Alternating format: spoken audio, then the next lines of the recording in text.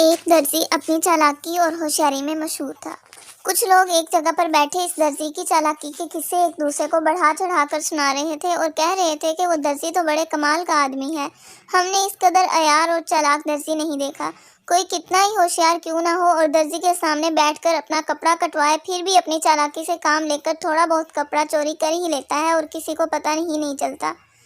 ہر کوئی اپنے تجربے کے مطابق درزی کی چالاکی کے قصے سنا رہا تھا۔ انہی لوگوں میں ایک سپاہی بھی بیٹھا ہوا تھا جو اپنے آپ کو عقل مند سمجھتا تھا۔ وہ درزی کی چالاکی کی باتوں کو سن کر چڑھتے ہوئے بولا، لو بھائی، میں اس بات پر شرط لگاتا ہوں کہ کل میں کوٹ کا کپڑا اس کے پاس لے جاؤں گا اور اپنے سامنے کٹواؤں گا اور اس سے کہوں گا کہ میرا کوٹ سی دے۔ میں دیکھوں گا کہ وہ کس طرح میرے کپڑے سے کپڑا چراتا ہے۔ اگر اس نے مجھے اس معاملے میں دھوکہ دیا اور اپنا ہنر دکھا دیا اور واقعہ میرے کپڑے میں سے تھوڑا سا کپڑا چوری کر لیا تو میں تم لوگوں کو منہ مانگا انعام دوں گا۔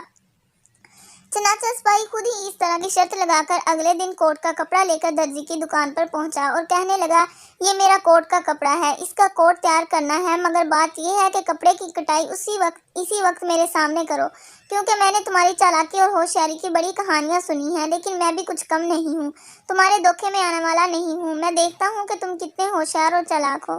درزی نے سر اٹھا کر سپاہی کی طرف دیکھا اور دل میں ہنسا بھی۔ کہنے لگا، حضور تشریف رکھیں، میں تو بڑا ایماندار آدمی ہوں۔ معلوم ہوتا ہے کہ آپ کے دل میں کہ میرے بارے میں کسی نے غلط فہمی پیدا کر دی ہے۔ میری تو یہی کام کرتے ہوئے ساری عمر گزر گئی ہے، لیکن حرام ہے کہ جو آج تک کسی کا ایک گرا کپڑا چوری کیا ہو۔ مجھے معلوم ہے کہ آپ معاملہ فہم سپاہی ہیں، ہر بات کی تہ کو سمجھتے ہیں۔ یقینی بات ہے کہ عقل مندی میں آپ سے بڑھ کر کون ہو سکتا ہے۔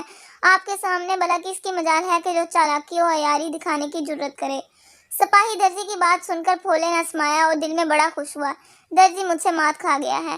سپاہی نے اپنا کپڑا درزی کی طرف بڑھا دیا۔ درزی نے کینچی سے کپڑے کو کاٹنا شروع کر دیا۔ اب سپاہی چاکس ہو کر بیٹھ گیا اور اس نے نظریں کینچی اور درزی کے ہاتھوں پر گاڑ دیں۔ درزی جہاں چالاکی و عیاری میں ماہر تھا، وہاں وہ لطیفہ گوئی اور مسخرہ پن میں بھی اپنا جواب نہ رکھتا تھا۔ بے شمار لطیفے اس کو زبانی یاد تھے۔ اس نے جب سپاہی کو اس قدر چوکنا ہو کر بیٹھے دیکھا تو کپڑا کاٹتے کاٹتے اچانک ایسا زبردست لطیفہ سنایا کہ جسے سن کر سپاہی ہنستے ہنستے دوہرا ہو گیا۔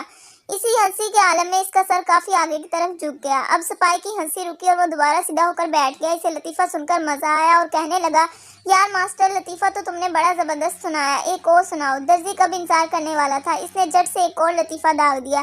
یہ پہلے سے بھی زیادہ ہنسانے والا تھا۔ اب تو سپاہی کا ہنسی کے مارے برا حال ہو گیا اور ہنستے ہنستے اس کا سر زمین کے ساتھ جا لگا۔ درزی نے پھر اس موقع کو غنیمت جانا اور تھوڑا سا مزید کپڑا چوری کر لیا۔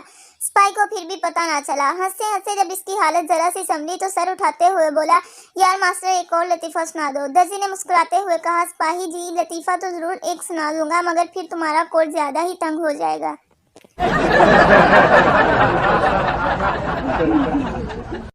اگر ویڈیو اچھی لگے تو لائک کریں اور مزید اس طرح کی ویڈیوز کے لیے ہمارے چینل کو سبسکرائب کریں۔